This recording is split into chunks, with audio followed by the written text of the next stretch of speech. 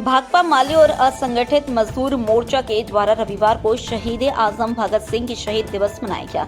Police अधीक्षक आवास के समीप उनकी मूर्ति पर माल्यार्पण कर शहीद आजम भगत सिंह को श्रद्धांजलि दी गई। इस मौके पर आयोजित संकल्प सभा को संबोधित करते हुए माले नेता राजेश सिन्हा और असंगठित मजदूर मोर्चा के सचिव कन्हई पांडे ने कहा कि आज के दिन 94 साल पहले भगत सिंह, राजगुरु और सुखदेव को अंग्रेजों ने फांसी दी थी।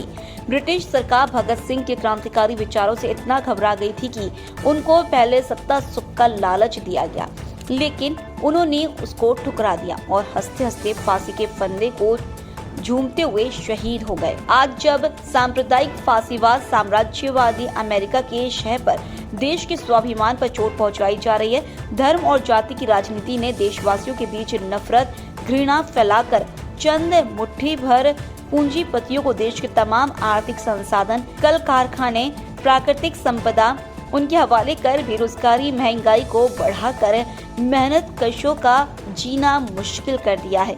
तो ऐसी परिस्थिति में भगत सिंह, राजगुरु, सुखदेव की भांति क्रांतिकारी विचारों से सीख लेकर लोकतंत्र, अभिव्यक्ति की आजादी और शोषण, जुल्म के खिलाफ एकजुट होकर संघर्ष के मशाल को जलाए रखना है। कार्यक्रम में दामोदर गोप, शंकर पांडे, किशोर राय, निशान भास्कर, लखन कौल, भीम कौल, मधुसूदन कौल, भुकारी राय, सुनील ठाकुर, चंदन टुडू, डीलचंद कौल, मुलिया देवी, नेहा कुमारी, विनोद प्रसाद, मनोज कौल, केदार राय आदि लोग मौजूद थे। भगत सिंह को लाले लाले लाल सलाम, आजम राजगुरु सुखदेव को लाले लाले लाल सलाम, हो बर्बाद, हो बर्बाद, हो बर्बाद, हो बर्बाद, हो बर्बाद, हो बर्बाद, हो बर्बाद, हो बर्बाद, हो बर्बाद। शहीद भगत सिंह अमर रहे।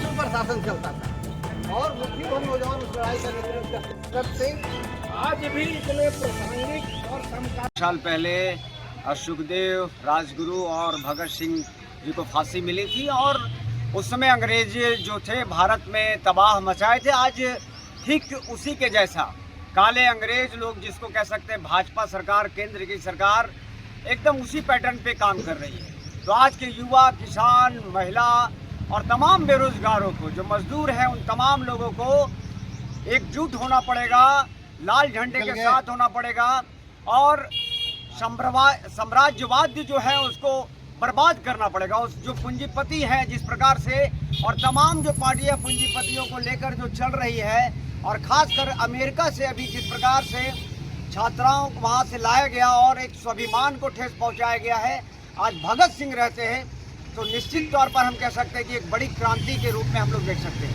आज के युवा को भगत सिंह को पढ़ना चाहिए।